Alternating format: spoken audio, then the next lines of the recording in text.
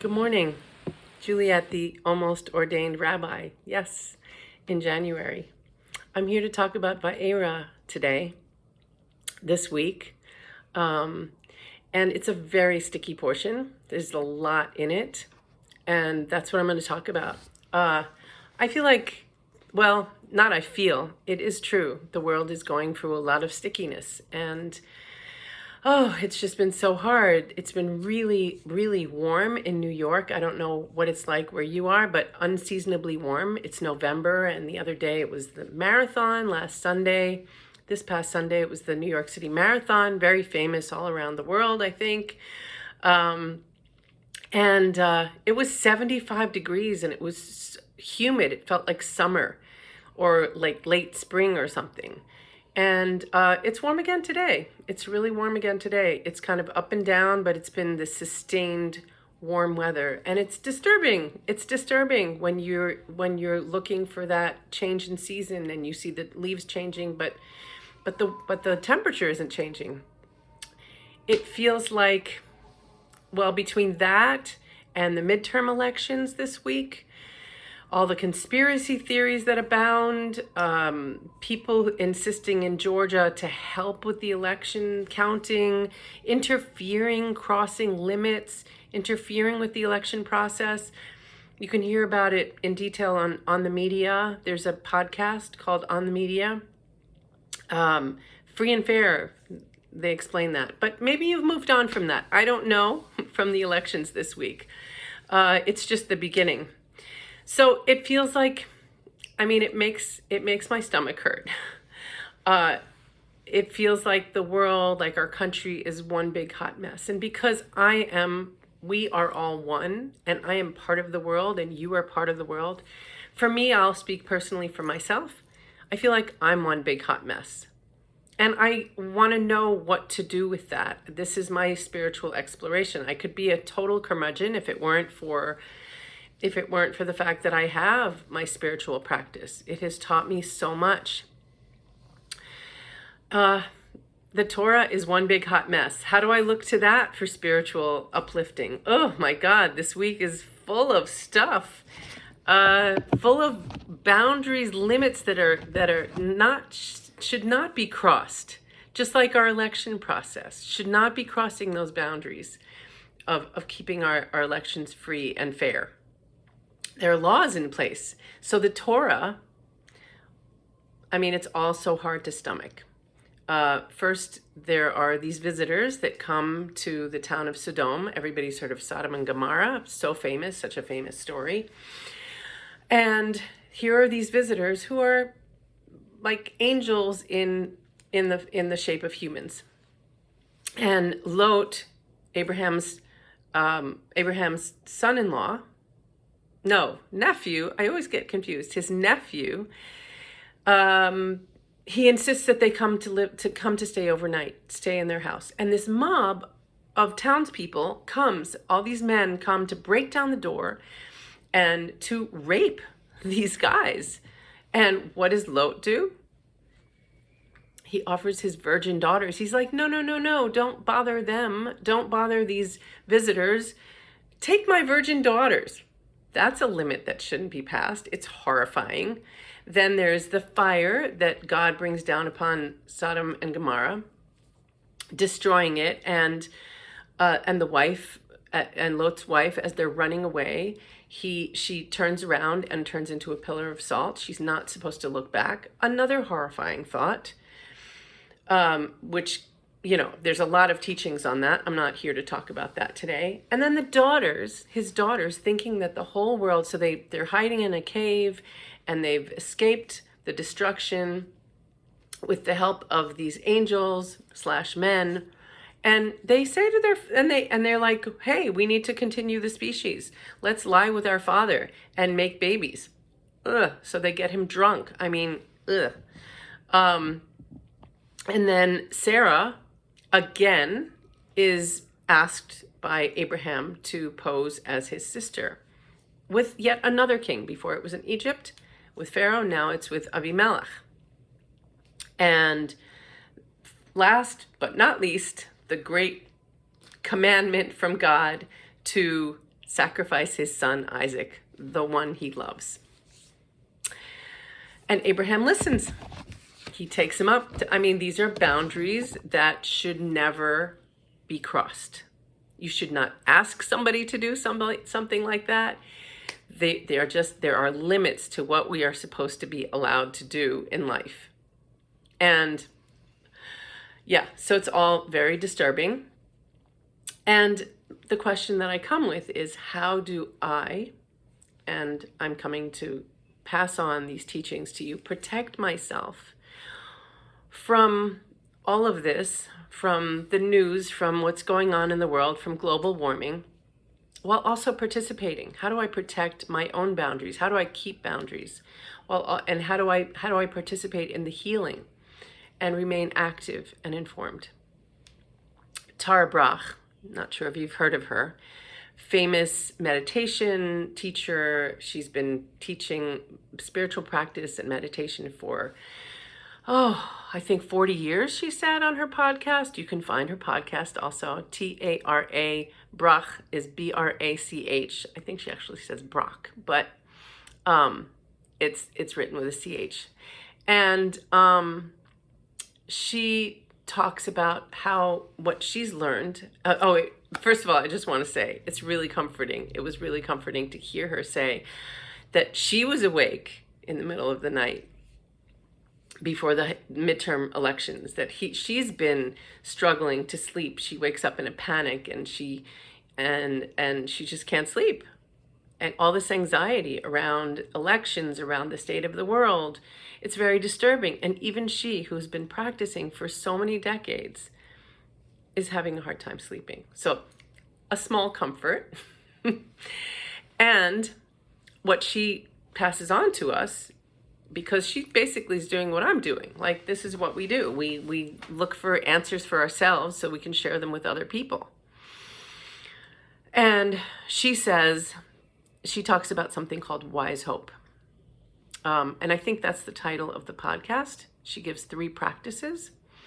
Or maybe it's 3 practices. Anyway, she says that what she has learned over the decades is that when people have more trust and hope, that they are more engaged and they actually affect change more.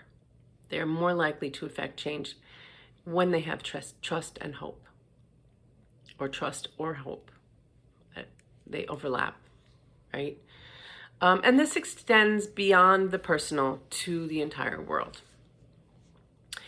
She reminds us of transformational leaders who had a revolutionary vision, and because they believed in the possibility of our collective potential, and they believed very strongly in grounding our activism in love and compassion. I'm just going to put my hand over my heart right now to feel that love, because that's like, we have a really strong organ here. And the more we connect to that love and compassion while we are active out in the world as activists, trying to affect change, we need to bring that love and compassion along. And that's what all of these revolutionary leaders that really did have, they had a revolutionary vision, and they created that. They had huge followers. So connecting with our heart, connecting with love and compassion always. And then that vision, and when we have the vision, the more each of us has that vision, the more we become energized, and the more we energize others. There's energy that comes along with that. And I want to read a poem from her friend, from Tara Brach's friend, a poet named Dana Folds, Faulds. You can look her up. I couldn't find this on the internet, but you can look her up. And here's the poem. She says, "Where there's love, there's possibility. And where there's possibility, there's energy. And where there's energy, anything at all can happen. And where anything can happen, surely something good will come of it. If at any point things seem to be going awry, That's when I begin again with love. Tarbrach beseeches us, rekindle wise hope. Remember what I said? Wise hope is the trust and hope that we have that we can transform the world.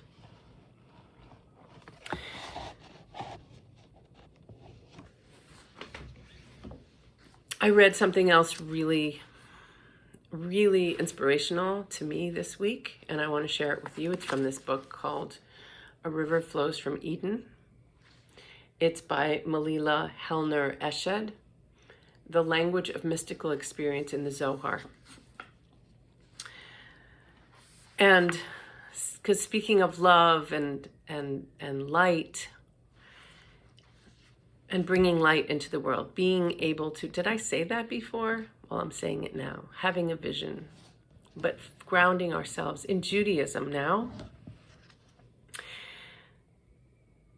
She says, and the Zohar says, that we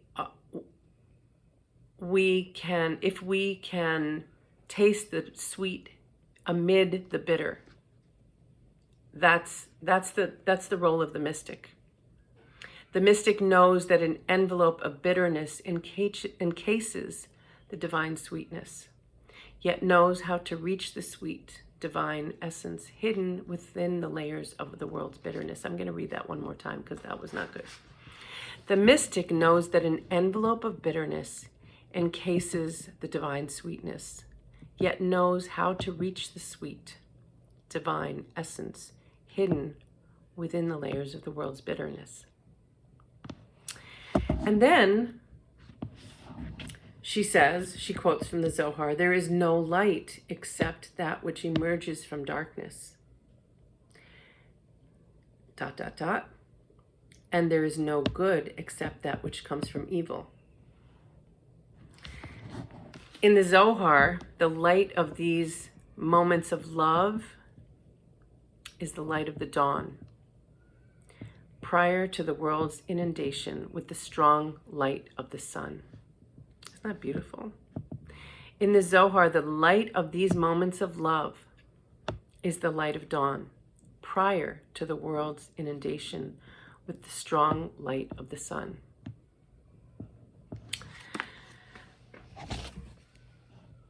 I am going to end with a story from a friend who also, in her anxiety, couldn't sleep a few nights ago when we had a full moon. And it happened to be the night when there was an eclipse, and it was a total eclipse of the moon. And she got up because she couldn't sleep. It was like 2:00 in the morning.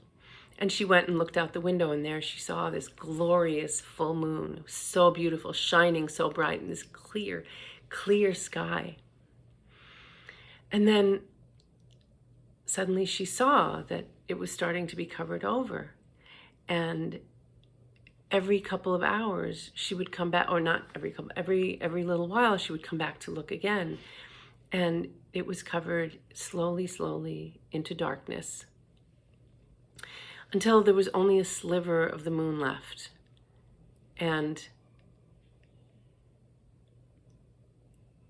then it became this murky blackness, and it filled her with anxiety, and she wanted to see the moon again. She was like, I need to see that moon again. But it didn't show because it was setting. And as it was being revealed, it was already setting, so it was too late. And then she realized that while all of this was happening, the sky was beginning to brighten. The sun was coming up. It was dawn. And in that moment, she realized that there's always darkness. There's always light behind the darkness. The light doesn't disappear. I want to end with a blessing for us,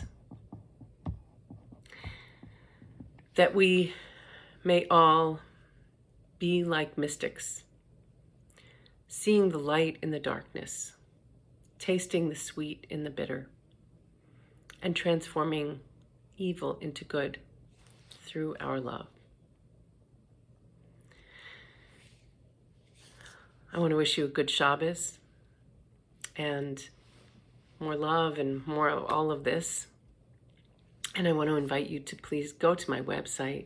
Perhaps I am the person.